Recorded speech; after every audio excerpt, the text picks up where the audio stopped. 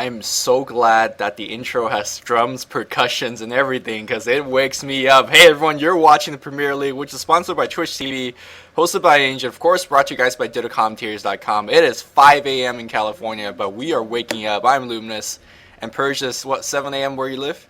Yeah, man, I got it easy here. Yes. Well, actually, Team Dire here, Team Fire playing on the Dire side. It's 5 a.m. for them as well. I feel their pain. Absolute legend right now. I think it's like somewhere around midnight, so they're still going strong. But that's what we're watching here today. Absolute Legend versus Fire, and these are arguably the two top teams in the Dota scene right now. I think Navi's making a big case for themselves, but these two teams are kind of the big hype. Yeah, and yesterday we just saw Absolute Legends versus Navi, and Navi just pretty easily 2-0'd them there. Yep. And it was pretty surprising, but I thought Absolute Legends was going to do a little better, and Navi even went for weird picks. They picked up a twin-headed dragon and a Sven in their second game, and they still won pretty handily. It was really interesting. When Navi pick up heroes, it ain't weird. It just works, I guess. Was it twin head solo mid? Just for the sake of curiosity. No, he was like a dual mid support. I think I can't remember who he's supporting. I think he was supporting Sven mid. It was like a twin-headed dragon Sven mid, something like that. All right, weird stuff. So this game is Absolute Legend versus Fire, and picks and bans are well underway. Brewmatter and Anti-Mage is going to be the ban choice for the Dire side, and Absolute Legend is going to get rid of the Darkseer. So we're going to see some interesting heroes because Darkseer generally don't make it that first ban phase. Invoker is going to be the ban. So is it going to be the Prophet, Night Stalker, or is it going to be something else? Yeah, and Fire has been kind of the team that has been kind of shuffling the Darkseer towards the earlier ban stage. They seem to really like the hero, and I was actually hoping to watch a game with them because I'm kind of curious how they solo him on the long lane so effectively. I've tried it out a couple times myself, and it's not easy to do. But Nature's Prophet is going to be the first pick from them. And that's going to leave Absolute Legends with 2 picks here. I'm guessing we're probably going to see something like a Night Stalker and maybe another hero. Maybe they're going to do their famed Night Stalker Tinker gameplay strategy. Do they have a Night Stalker Tinker lineup?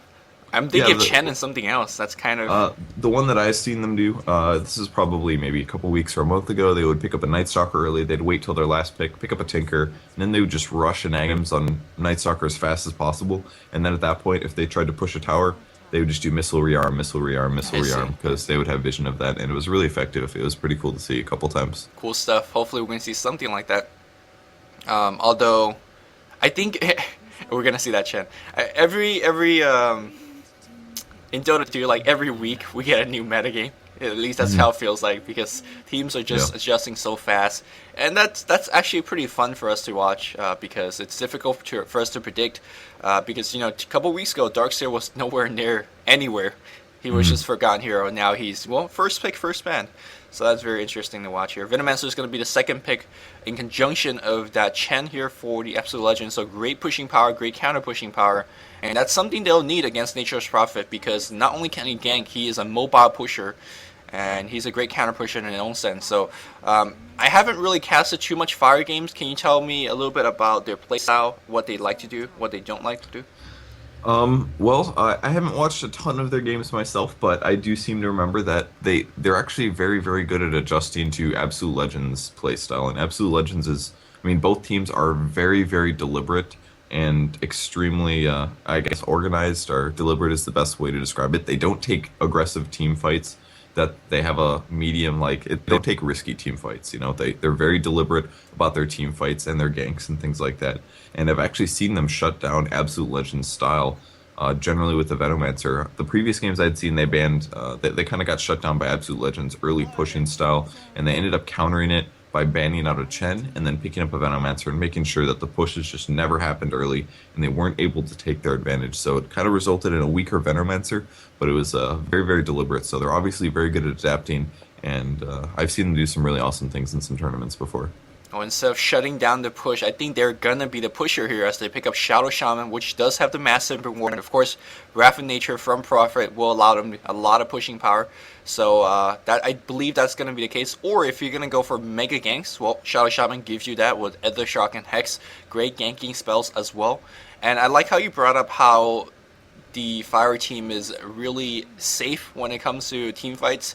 I think that's what Absolute Legend hates the most. They are a very safe team themselves. So in that regard, we might have a slower game but Absolute Legend loves to prey on overcommitment by enemy teams. They love to prey on out of position team, and judging from how you're describing Fire, that doesn't sound like what Fire will do. So maybe with a more aggressive lineup like we're seeing right now, that might be the case. So it's kind of hard to call this game, but right now these picks look very promising. We're going to see a very action-packed game so far. Yeah, it's definitely going to be really awesome. The last pick out of Fire in the first round here is going to be a Vengeful Spirit. It's going to give them some more pushing power and better ganking potentially. Stun with Wave of Terror will be very nice. Maybe we'll even see yet another carry-ish Vengeful Spirit coming out. We saw Absolute Legends play yesterday against Navi even. Didn't work nearly as well, but I think he went for a different build. He went for a fast Aghanims, fast Dish. It was kind of delayed, unfortunately. It didn't really work out for them that game, but it was still interesting to see. And Windrunner will be the last pick for Absolute Legends. Okay, Purge, you gotta help me out here. Is it GG Shostakovich?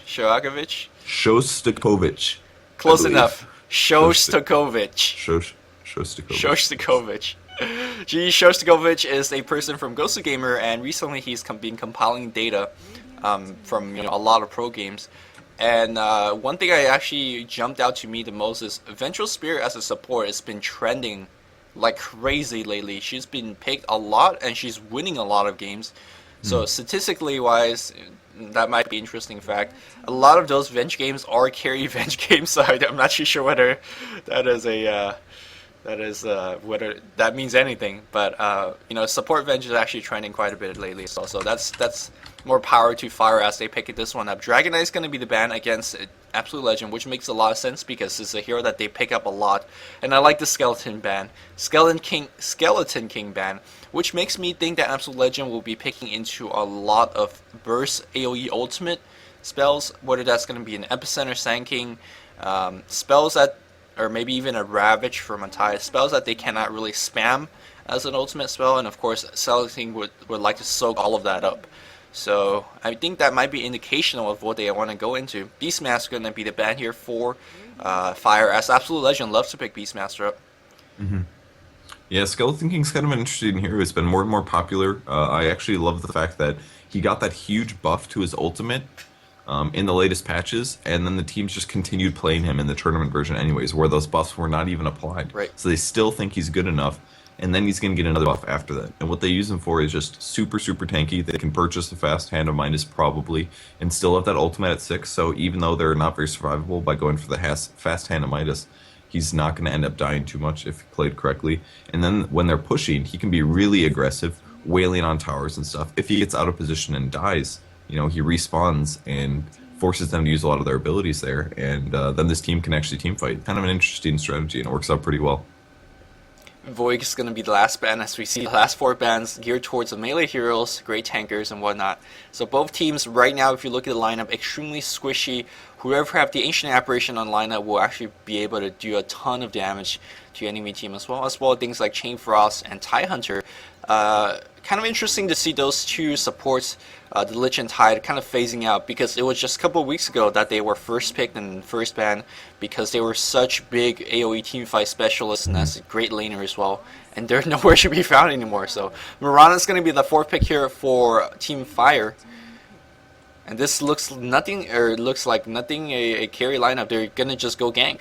They're going to kill stuff fast. Like. Yeah, it'll be very interesting to see. AL was expecting them to pick up a hard carry, but they just went for the Mirana instead. I mean, maybe they were going to go for a Skeleton King or a Void or something like that. But I just checked the statistics, and you're right about the Vengeful Spirit. She's got a 80% win ratio for 4 games, so it's not a giant data set, but still a pretty good trend there. And the only heroes that are sitting about that high is someone like Broodmother, who also has about an 80% win ratio. So she's been doing pretty well lately, and it's actually giving me a Lifestealer pickup for Absolute Legends, and that's a hero that has been seen more and more play recently, and could be very interesting to see how he performs. There's actually a lot of squishy heroes on the Dire team.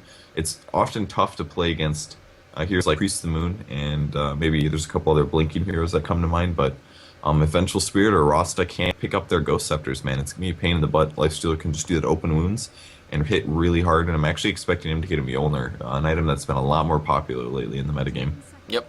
Of course, the extra attack speed is going to be really nice. The creep clearing ability is going to be brutal against this pushing combination coming from the Prophet and the Shadow Shaman. I don't know what the Fire team is going to pick into right now, But I want to... Oh, Ancient Aberration, as mentioned earlier. But I hope Absolute Legend pick into a Storm Spirit or a Puck or something like this. Something as a great Blink initiation so the Lifestealer can invest into it. Can you imagine like Storm coming in and Lifestealer popping out? Whoever they're going to go on is dead for sure unless they get swapped. So the great initiation is going to be there. I think Puck would just fit this lineup perfectly, but maybe they're going to go for something else because they're lacking the stuns at this point. Shaco Shot is their only stun. And the Dire team is not exactly the most mobile lineup there, but they have so many stuns that they could even keep this Lifestealer immobile for quite a bit if he doesn't have Rage activated.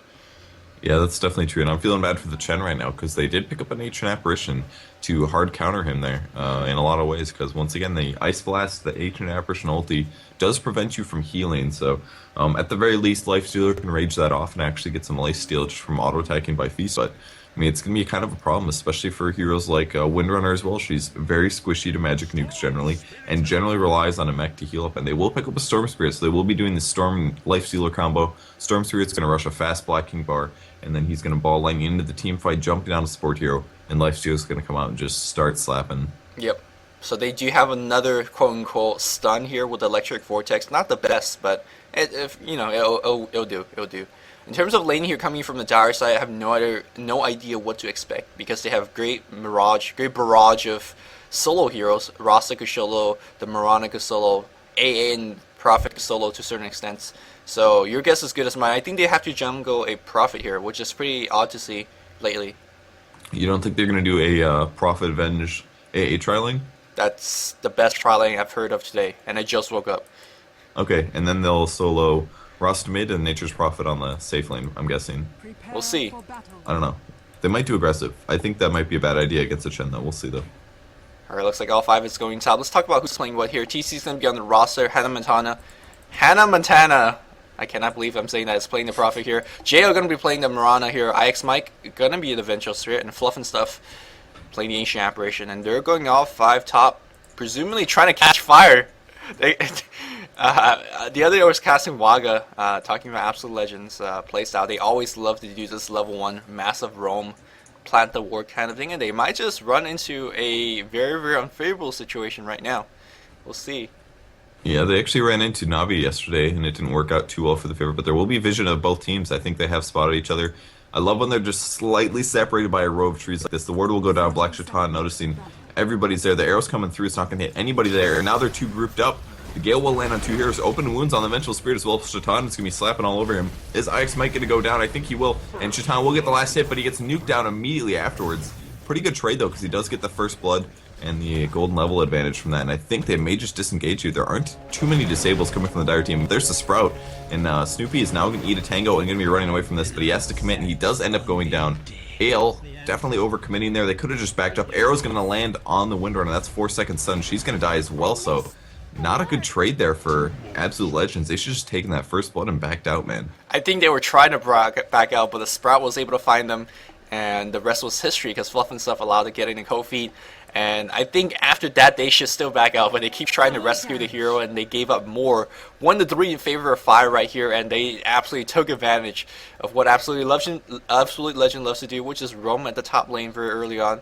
And for the laning, it seems like we're going to have a Vengeful AA and a Mirana tri-lane. This is extremely nuke heavy. I think both of them will play in the jungle, do quite a bit of pulls, and then work from there as Mirana gets most of the farm. And it's going to be the Rasa on the mid lane, and it's going to be a Prophet on the bot. He's going to have some trouble, but given that he got quite a bit of EXP early on, that's going to be very, very helpful. For the Radiant side, they're going to run a Venomancer and Nyx mid lane. I didn't expect that, but it's going to work out fine here.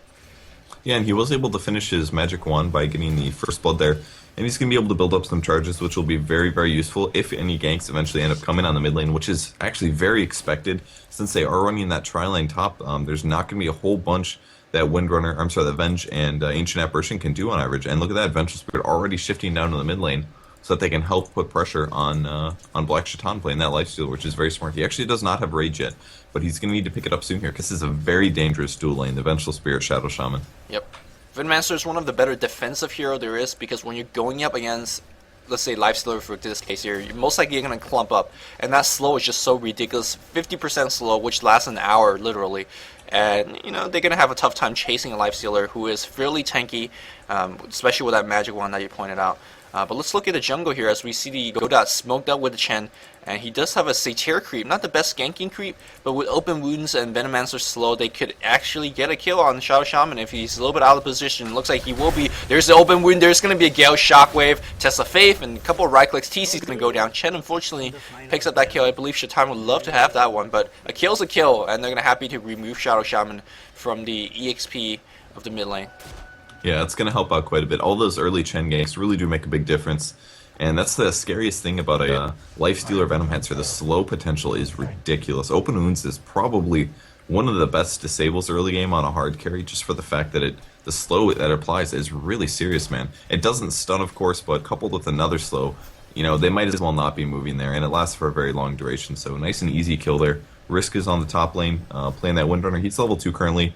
He's doing moderately well, but there's a pretty big creep wave pulling here, and he hasn't gotten a lot of experience so far. Priest of the Moon actually at level 4 with about 1,000 gold, so he's definitely not doing extremely well, but that's kind of the purpose of a Windrunner on the top lane there. Yeah, unfortunately, I like to see them just send the Ancient Apparition back mid instead of the Vengeful Spirit back mid. For this all intents and purposes, it won't make too much of a difference as a secondary support, helping out the Shadow Shaman. But in terms of killing the top lane, with Ancient Apparition in position, they can't really do anything to the Windrunner. It's as long as that arrow don't latch by itself. But if you had a Vengeful Spirit, for example, you could get into some cheesy long arrow or magic missile into a long arrow combo. But with Kofi, that's basically impossible because Windrun could always get her out of position, get her safe. So of course Ancient Apparition has better range in the mid lane as well. So interesting to see them descend Avenge mid instead of Fluff and stuff. But he's doing okay on the top lane. He's pulling, getting some EXP, and he is hitting level 3 very quickly. He's going to be a higher level than most other supports in game. And after he hits level 6, that's when the magic starts to happen with the ganks with the Prophet. Yeah, that level 6 can really help out. Getting swaps off in ganks, especially if you have a smoke or something like that. Just having the ability to swap can really make a big impact, unless it's on a Storm Spirit. And Windrunner has some getaway maneuvers, but the rest of the heroes are a little iffy, and Vengeful Spirit's going to deny that regen rune on the top lane, so that's not going to anybody, but that's not a big deal either, because the only bottle heroes so far are Shadow Shaman, so more than anything, it might be an issue for him, and he's actually going to swing bottom. Oh, a little bit of miscommunication. He went bottom to check for rune, but the rune was already gone, man, so a little miscommunication there. I think it was the wards from the Venomancer deny the rune. Maybe maybe the Venge did not see it. They're like, oh, okay, where is it? And then they check bot, which was not there, and they're like, oh, they pieced two to two together and be like, okay, that's what happened. Okay. And that makes sense. It confused even me.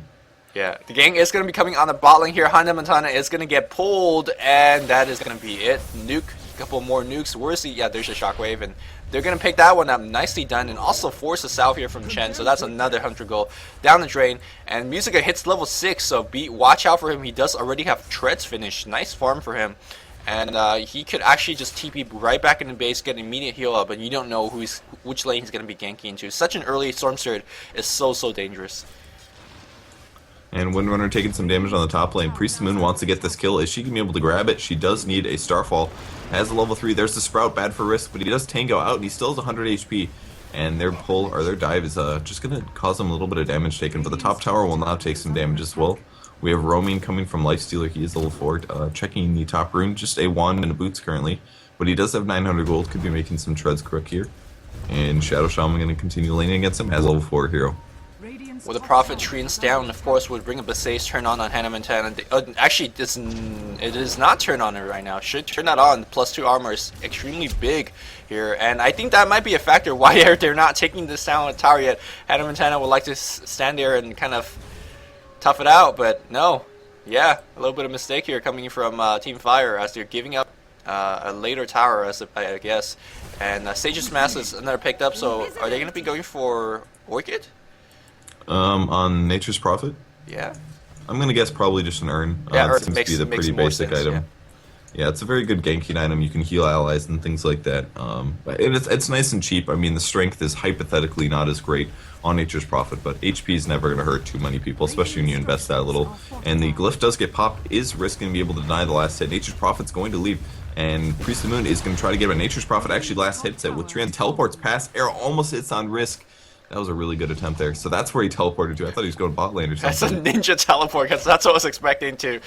Oh man, he's using teleport just like a blink, and hey, it almost got a kill on Risk. Risk like, whoa, what is this special tactics? Did not expect that one.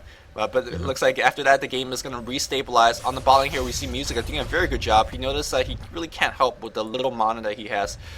He does have Water now, so he can actually get up to full very quickly. So instead, he's going to try to push a little bit on the bot lane, get some pressure, and force that Prophet to come back as soon as possible. And here comes Chen with 2 creeps. I think they could do some significant damage to this tower. Yeah, they definitely can, especially with that Centaur aura. I wish he would send the Satyr up instead of his Centaur. He does disable the creep wave though, and we'll be pulling them to the left, so kind of a nice little play here. And this is going to allow the creeps to just wail on the tower the whole time. And the Satyr is going to drop the shockwave as well, doing some damage as they micro back and forth. Venge is here to disable though, and he's going to stun onto the Centaur. If they can get that Centaur kill, it's a pretty big deal. Yep. So a little bit of experience and gold going to the 2 defenders now, and Chen only has 1 creep left over. It's going to be a little harder to finish off that tower. Stormster just got his magical wand, Treads, and Bottle. This is a very successful Storm, 8 minutes in the game. I want to take a little bit of time to check the CS, but I don't want to miss too much action, as we do have quite a bit of people gathered on the bot. I think that we're safe to do so. Stormster's got 45 and 12. That's insane for him. But JL's got 37, 29 on TC here, and Prophet's got 19. So pretty decent farm for most players. Shatan's got 36 here, and Godak got 24. Winner's got 16. You expect the long lanes, respectively, have pretty poor farm, and that's kind of what we see here. But with the towers down for Risk, he's going to have a little bit more room to farm.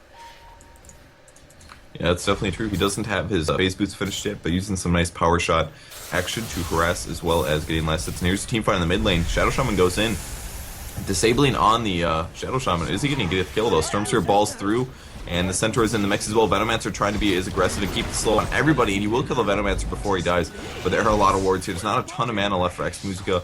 Will he be able to get out? I think he is going to be able to survive, but not the best team fight. Looks like they traded. Chen went down as well as the Lifestealer, and Venomancer also died. So 3 for 1 or 3 for 2 trade there. Yeah, numerically went in favor her here for the Fire team.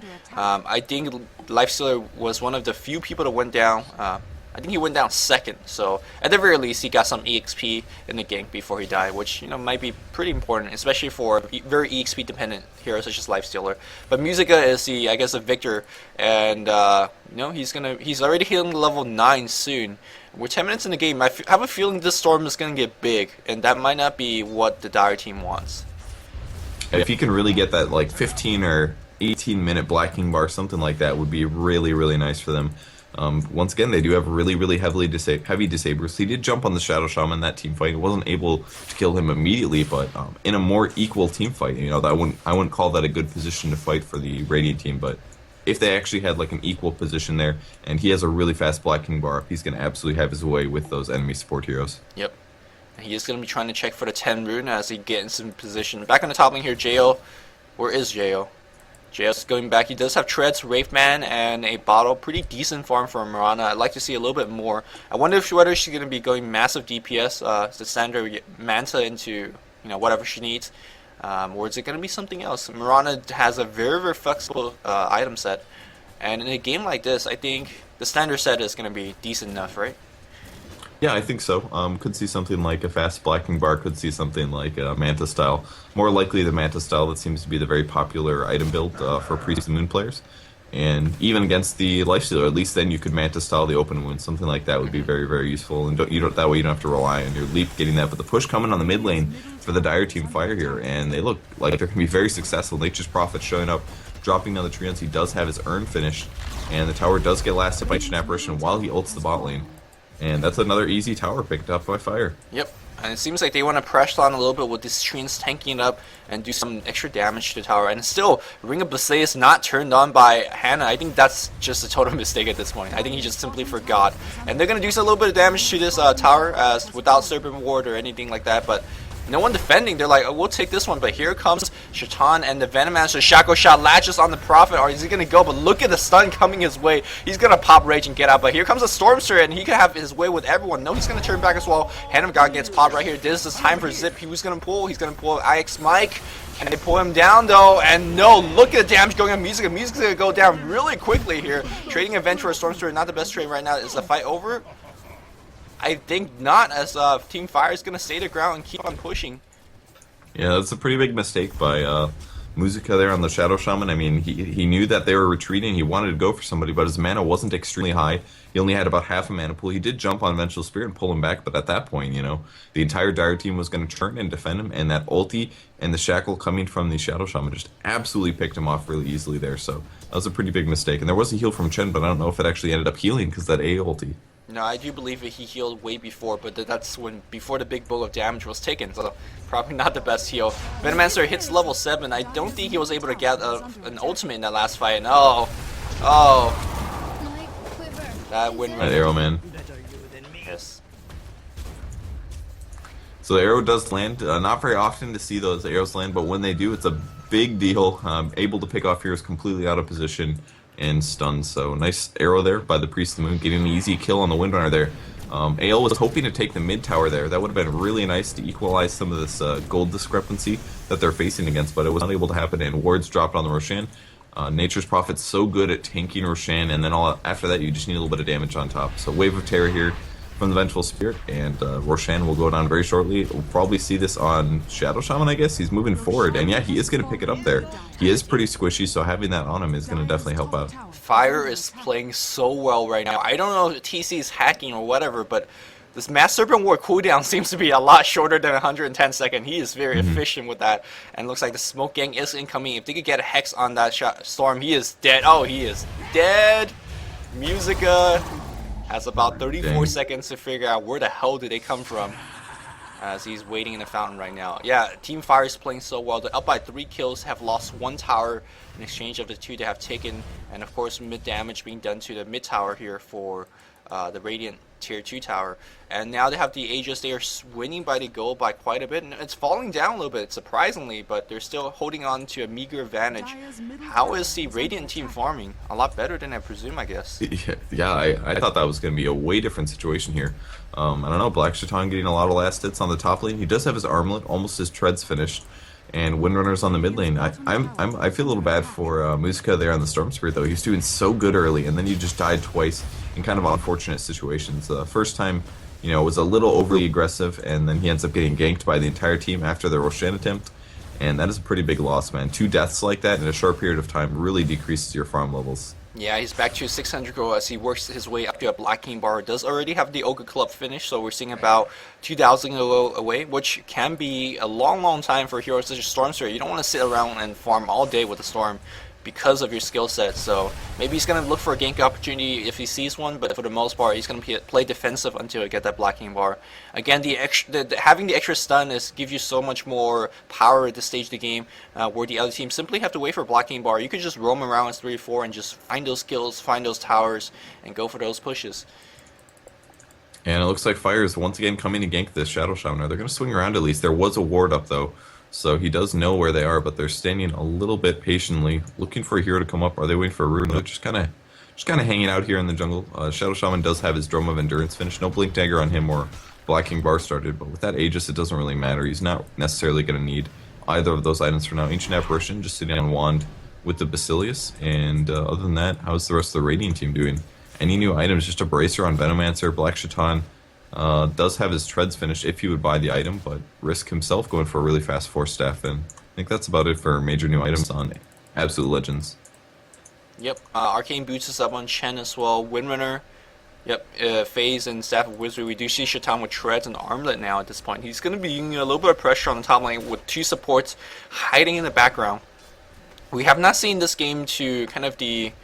and we see it in every single game. You give the Venomancer a little bit of free farm for about 2-3 minutes. We have not seen it in this game, but critically he's allowed to hit level 7 at this point. I'm not too sure whether that free farm phase already happened for him.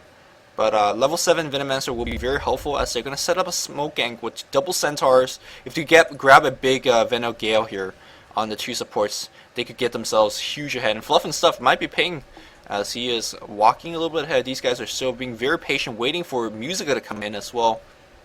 Musica might be tipping it off. Yep, he's going to zip in right now for Jo. Can they keep him chain stun? He's going to leap out.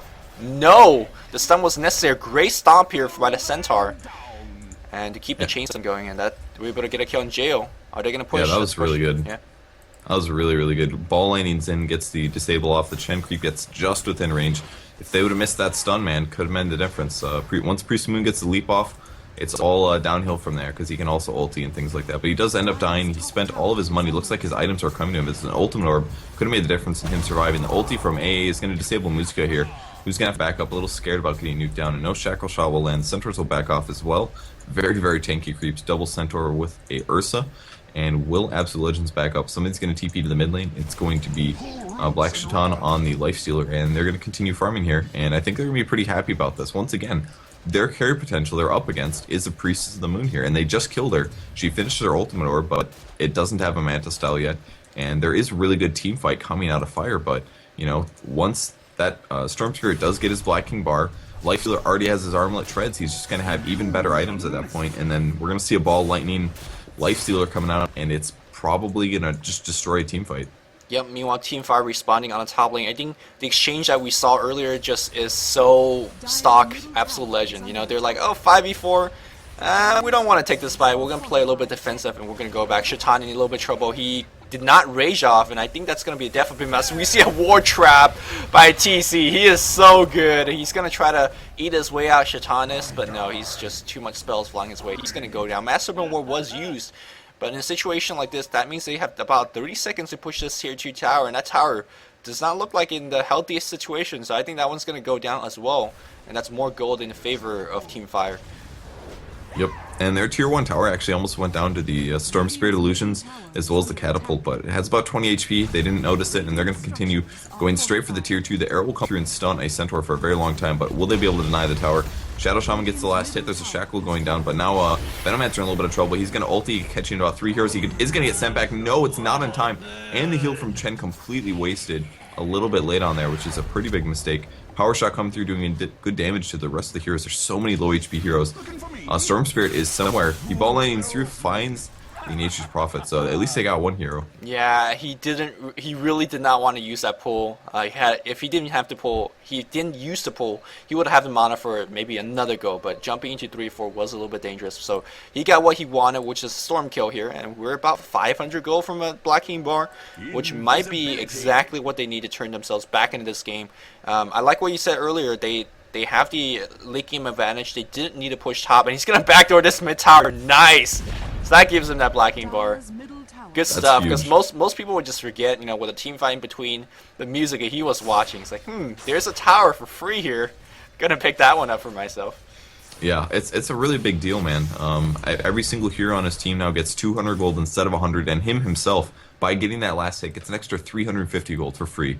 You know, take like 5 seconds there, last hit that tower, and get 350 gold that could have been denied of you. So pretty big, and he is going to have the Black King bar purchase sometime soon. There's the Force Staff for risk. Look like there's a mech being completed, I'm assuming by the Chen here. Not quite sure, most likely though. And once he gets that, man, they're going to be ready to team fight. I really don't think they need too many more items, but I'm sure they will continue farming. They're not too concerned about pushing towers. As long as they keep the general gold equilibrium, they're going to be absolutely fine with the situation, because as the game drags on, it's just going to get more and more in their favor. Yep. So let's look at the item progression of the Dire side. Let's see if they'll be able to keep up here. We do see the Ultimate Orb up on the Priestess here. Staff of Wizardry up on Fluff and Stuff, and he might be finishing his Force Staff right about now. Blink Dagger up on TC, and he's going for initiation instead of more team fight. He does have drums as well for a little bit more survivability and mana, as we see a huge gank coming from this Venomancer. I think this Venomancer is dead, and he's continuous. Oh, he might TP out, and I think he will be. Nice. So, but he's going to give up this tower, which is not so nice. But that did force Fire, all 5 people to commit to this. They are going to transition to a bot push.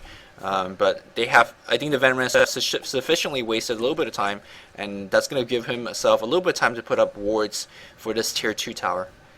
Yeah, and just having him in position gave the Radiant team the possibility of defending that if they wanted to, which is kind of a nice thing about Venomancer going there. It's nice he didn't have to suicide to do that as well. But the Treants are now being aggressive. There are a couple. Oh man, they're going in, man. Black King Bar Infest on the Storm Spirit. Here they go, jumping in. BKB is going to get popped. There it goes, and they're going to immediately pick off Nature's Prophet. He goes down. Musica going for the next target now, doing a couple attacks. Looks like it's Shackle on Shadow Shaman. Black Shaitan wailing on that 6-second cooldown on his Rage though, but buyback from Hannah Montana. And Black Shaitan's actually going to get nuked down during that time period, but Nature's Prophet, Storm Spirit does pick off the Priest of the Moon for a triple kill, and now they're pursuing after the rest of the support heroes, and TC playing that Shadow Shaman looks to be in a lot of trouble. Shadow Shaman might be dead as Stormster can be zipping for him. Instead, he's going to go for fluff and stuff. His teammate will be getting the kill on TC. And in fact, they did. Did they? No, did he blink out? Yeah, he blinked out. Oh no, he had the Aegis, so he did die as well. And Prophet's going to go down. Wow. I think that just clearly said what happened in Team 5. What Musica getting a Rampage. How did he even get a Rampage? He just killed them one after another, man. And no, I mean, how was there 5 people to kill? The Prophet Shadow TP? Shaman Aegis. He killed them all, man. No, Shadow Shaman went away. Prophet bought back. Yeah, Prophet bought back and TP and died. Yeah. So that was a 5 kill there. That is insane. I'm telling you, during the pick ban analysis, it would be pretty cool if they do a lifestealer jump, and you saw how potent that combo was. And Stormster, of course, using that 10-second BKB was about to go crazy. And he had 0 gold before the team fight, now up to 1700. I think he might have purchased something as well. And is he backdooring another tower on top? Oh, Musica.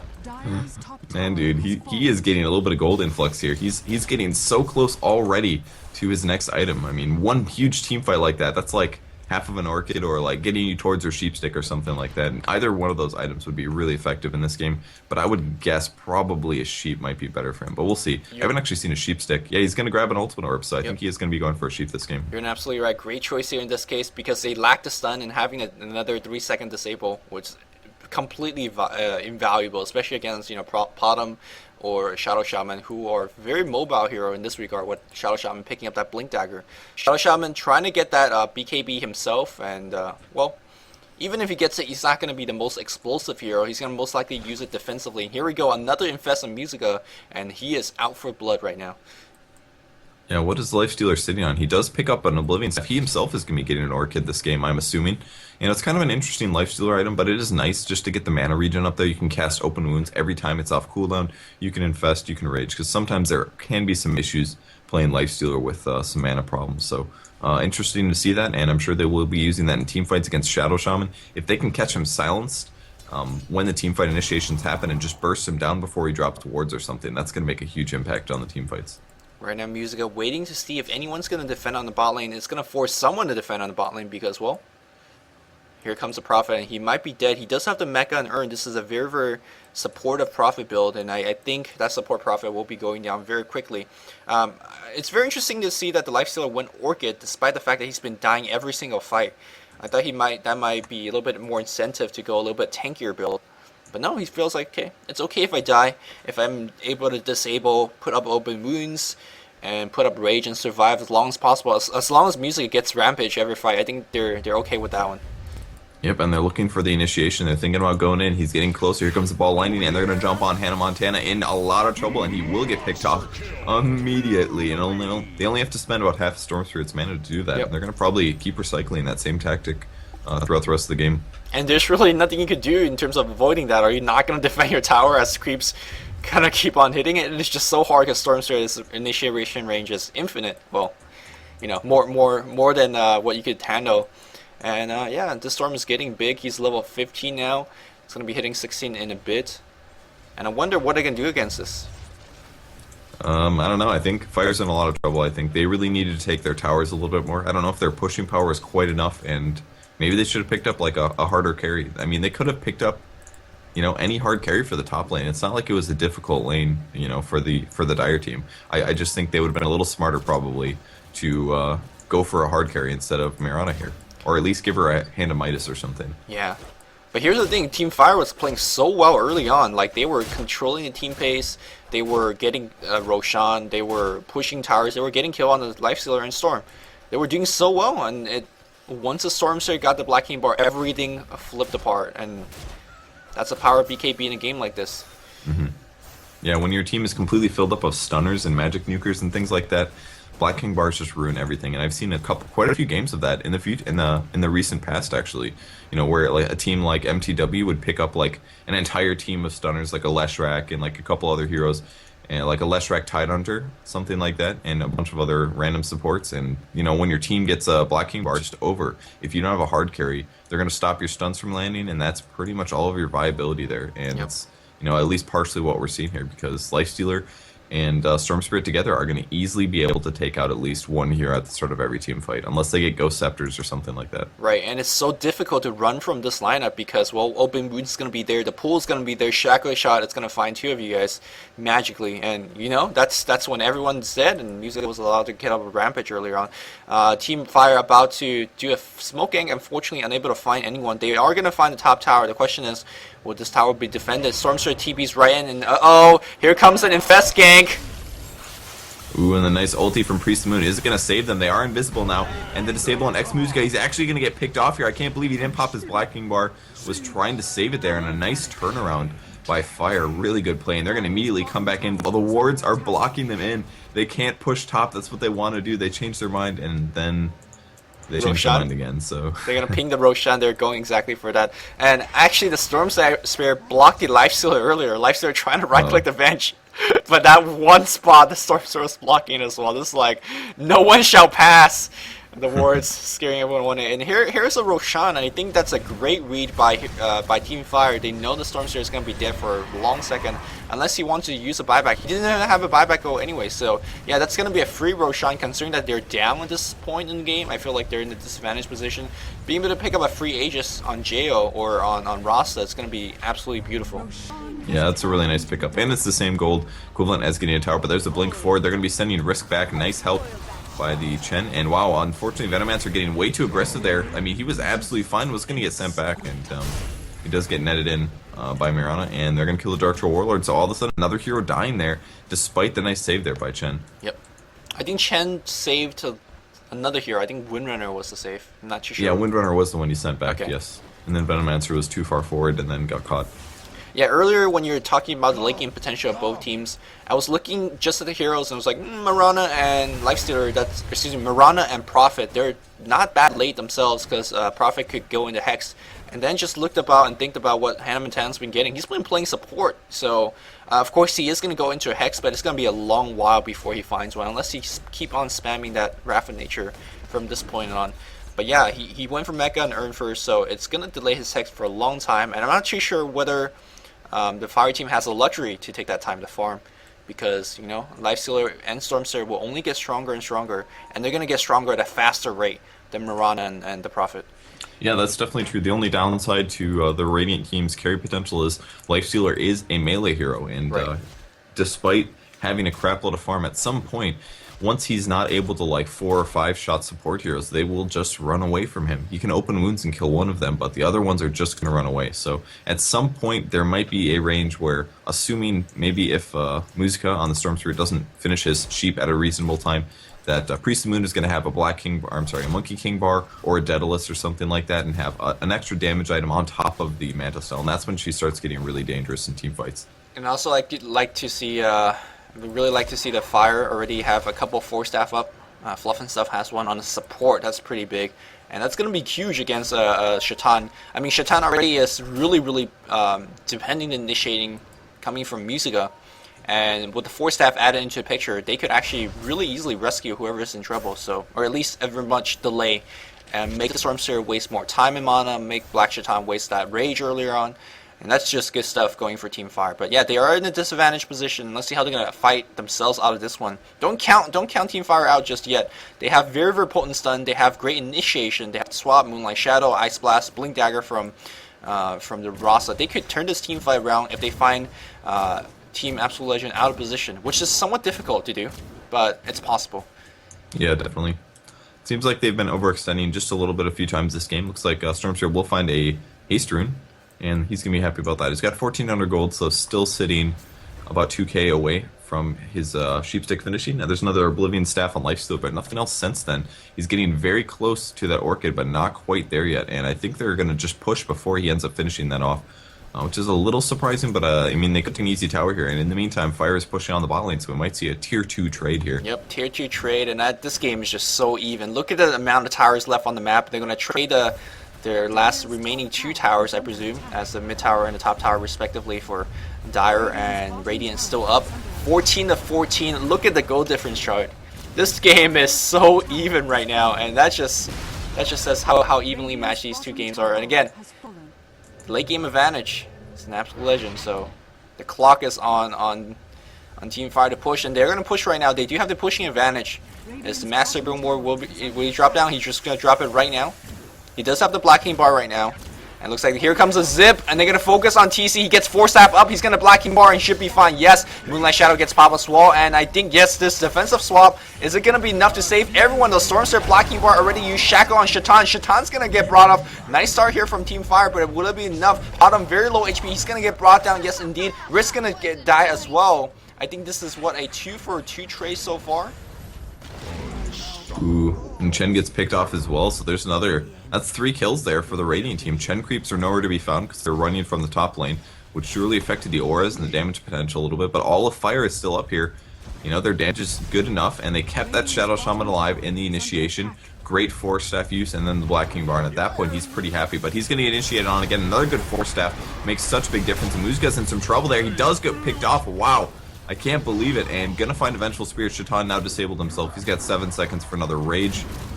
And will they be able to take the racks? That's the real question. Mirana had the Aegis early on, and she drew all the focus, and they were able to give up the Aegis. And that was only one that died for the Dire team, and they're gonna mech up and keep on going. I cannot believe this. With the late game advantage, they traded to Tier 2 tower, which might have been a bad trade in retrospect, but here we go. They might get a kill on the Prophet. They are gonna get one, but I think for all the stuff they took, they're gladly they have that trade. Bot racks down, 2 towers down, and now the goal advantage should clearly be in favor of us. We see it was just like a meager 500 goal lead. Now we're up to a 3,000 goal lead for Team Fire, and that's a decisive lead. But again, Team Absolute Legend could turtle and go for the late game if they want to. Nature's Prophet actually teleported out of that. He didn't even die there. It was really close though. Oh, what? Didn't get a yeah, he survived. He was down to like 10% HP though. There weren't any stuns. I mean, they opened wounds. Storm Spirit was dead. The only stun that was coming up was Windrunner, and she didn't get the shackle oftentimes. So he actually did teleport out. So huge advantage there. They did not take a Rax, which is probably something they're disappointed about. But they did take the tower in a very convincing team fight. I thought they took the melee Rax. They had the momentum going. Sorry for missing that one. That was huge. And now the Rax is going to be regenerating up. But I think as soon as Master Burn War cools down, they're going to make it go. Or maybe they're going to look for a gank first. We'll see. And Lifestealer just not getting the farm. He's going to infest once again. He's so close to his Oblivion or his Orchid here, but he's just not going to finish it. Looking for kills instead. I don't know if I completely agree with this. You know, if he could have had the Orchid 10 minutes ago, he's been close for a long time here. If he could have just had it done already, it would have made a big difference in all these team fights. I think it will be such a late item choice in this game. It's not going to be too effective, as we see both now 2 4-staff up, one on the Ancient Apparition, one on the Prophet. So no matter who they initiate, you can have an extra 4-staff to push one out. And I think the Orchid suddenly becomes a really terrible item in this occasion because, well, it don't matter if they're silenced, if they're not in position. Musica finds a double damager and he's looking for someone, but little does he know he is being looked upon. There's a Blink Dagger initiation. Musica is dead. Here comes Shaitan, but he's going to be dead as well, as we see Prophet TPing right now. Musica's dead. Shaitan trying to kill someone, but yeah, the 4-staff making him look silly. 2 kills on the carry and Team Fire. Here they go. They're gonna swing bot, or are they gonna go mid? That's the question. This is a huge win for them. Holy crap, man. Finding 2 heroes like that. I mean, I know they're looking for the kill, but the nice teamwork by them. They spotted them. They knew what was going on. They were probably looking for the infest kills. And a 5v2 is a one-sided situation. So now they're going to be pushing up here. Absolute Legends making surprisingly a few mistakes in this game. And it's not very typical that we see them do this repeatedly here. And Fire's going to be able to take this at least 1 X, I'm expecting. They might easily take bot racks as well because the tower's not up. Master Burn Ward gets dropped. A little bit of ward on ward action. The Chen creeps comes on to do a little bit of ward destroying, which is good. Mass Tornado gets dropped down as well, and that's slowing everyone down. But this push continues. We're about 15 seconds or so. I think Absolute Legend's gonna hold for at least 15 seconds. We'll see. Mad Style gets popped. Tower very, very low. Glyph is gonna be popped. Yeah, I think they're gonna hold in time, and the threat of Stormster and Lifestealer coming back It's going to force these guys back. But Team Fire escapes with a free tower. They're going to be happy with that for now. Yeah, it's going to push their gold advantage a little bit higher there. I did notice Ancient Apparition has a Ghost Scepter, so Lifestealer really, really losing his time to shine here. And another 4-staff on Venge as well, so there's a 4-staff on Nature's Prophet, Venge, and Ancient Apparition, not to mention the Ghost Scepter on AA. They just have so many survivability techniques. I just don't see Lifestealer pretty much doing anything in these upcoming team fights. I mean, he's going to drop half of somebody's HP, but he should have another damage item past the Orchid at this point, assuming a normal carry situation. So it's been a little rough for him this game. Yep, for the past 10 minutes or so, there has been more item progression on the Dire support than on the Radiant carry, and that's not a good sign. That's time to scream GG! No, it's actually still too early to call, but it's not looking good at all. And how big of a swing it was. It was, what, 10 minutes ago when we were talking about, oh man, Team Fire, they're in trouble, and this and that. But after a Team Fire 2, they're right back, and in fact, they are on a brink of victory here. Yeah, they're just winning really, really good team fights, you know, despite being at an equal farm situation against like a Black King Bar Storm Spirit, and, you know, Black Shaitan was about to finish his Orchid. You know, just really great team fights won. They kept that Aegis advantage that helped them win another team fight. Just little things like that, just having slight advantages in their other team fights based on positioning or just being more prepared for those, using those Aegis, and it really did make a big difference. So that's pretty much the reason why Fire's gotten back in the game here. By winning a couple team fights in a row, stops the momentum that's coming out of the hard carries. And I wonder they're waiting for the Roshan to spawn. Look at the amount of Sentry Ward coverage. They want to do this without being seen, and they're going to do this without being seen. But someone's wrote the Roshan timer wrong, as kind of just standing around waiting for Roshan. Roshan just trolling right now. Yeah, I guess so. In the meantime, Mirano's going to take out some Ancients. Hannah Montana will teleport to the base, and he'll be right back. He's going to sell his Basilius. What is he going to pick up? Possibly a Ultimate Orb to work towards that sheep. Yes, it will be. He is getting close to that Manta, or I'm sorry, that sheep stick, and he's coming back into the team fight. The Radiant team is just kind of hanging out. They don't know where the Dire team is. Maybe they're a little miscommunicated about the Roshan. No, there's the smoke. They're coming for it, but they're going to be late, man. Roshan is going to die before they get there. Well, they do have a Storm Spirit. Maybe they actually even steal the Aegis. We'll see. No Storm Spirit. Nothing's going to be a temp. Aegis and Cheese gets divvied up. And that next team fight is not going to be good. As we see, if War gets dropped down, it's going to get easily destroyed. There you go. Yep, and that nicely played there by Fire. They're constantly one step ahead of Absolute Legends this game, you know? Yep. Absolute Legends got there just a little bit slowly. If they could have gotten there about 20 seconds earlier, we could have maybe had a team fight, but it might have gone badly for them because they had so much Sentry Ward placement. They were truly just watching and waiting to see if Absolute Legends was going to be coming in smoked in or not, which they would have seen. So yeah, that would have been, you know, in some ways unfortunate there. And wow, going to find a brand new Observer Ward as well. Very nice pickup there with those sentries. Yep, those sentries. More than what we usually see, but paying its money right here. 2,400 gold here on Shadow Shaman. Fluff and Stuff's about 1,000 gold. JO's got 27 after BKB and Manta. DPS output of this Mirana is to a point that it's going to be threatening against the Lifestealer and the Storm Spirit. Ventral Spear, very tanky, very high survivability. And I think this team fight might just be the last for Absolute Legend in Game 1. Yeah, I would say that's probably what's going to happen unless we have a really weird team fight engagement or just kind of a weird situation. Nature's Prophet is very close to a sheep stick. He's about 700 gold away, so I don't know if the Dire team will push in or just wait patiently for him. Maybe they're going to wait for an opportunity. They are in position to hop in and disable anybody that comes up the creep wave, but there are Sentry Ward and plenty of Venomancer Plague Wards just to clear the creep wave, no problem at all. And Shen Creeps as well, going to make sure that they're defended. So I think they're just going to hang out here for a little bit until Nature's Prophet gets that sheep, and then we're going to see a team fight. Yep. For what it's worth, Shaitan has his Orchid done, although I think at this point of the game, I don't think it matters against a Hex that's going to be coming their way, and 3 4-staffs. The 3 4-staff just kills the Lifestealer. And we see the Prophet pressuring the bot lane. He's level 17. He's about 400 gold, about 300 gold away from Hex. I wonder if they're going to wait for it. No, I think they're going to transition to a bot push. Master Ward can be dropped. Only 5 Plague Wards up. And look at that, Illusion plus Manta style. They're going to work on the melee racks a little bit. It has regen up to full HP, but the HP will be dropping very quickly as we see Wrath of Nature gets dropped down. Treants joining the fun as well. And I wonder if the Master Ward is going to get dropped. I don't know, man. There's so many Plague Wards up I think they're just trying to work down the melee barracks. No, Priestman's actually doing a lot of damage here. She's going to pop her BKB. She wants to commit to it. The Glyph is popped as well, so she will have to waste her Blacking Bar for this. But the melee racks does fall, so nice little trade there. Very, very articulate pick off there for Fire. Yep, they're going to back off for now, despite the fact they could probably force away in the mid as well. They don't have Manta nor Blacking Bar on the Mirana, so they're like, you know what, we'll just wait for the cooldown. We're in no rush here. We have the advantage, and in fact that the Storm Spirit and the Life Stealer does not have any item progression. We could take a while, and yeah, that's exactly what they're going to do.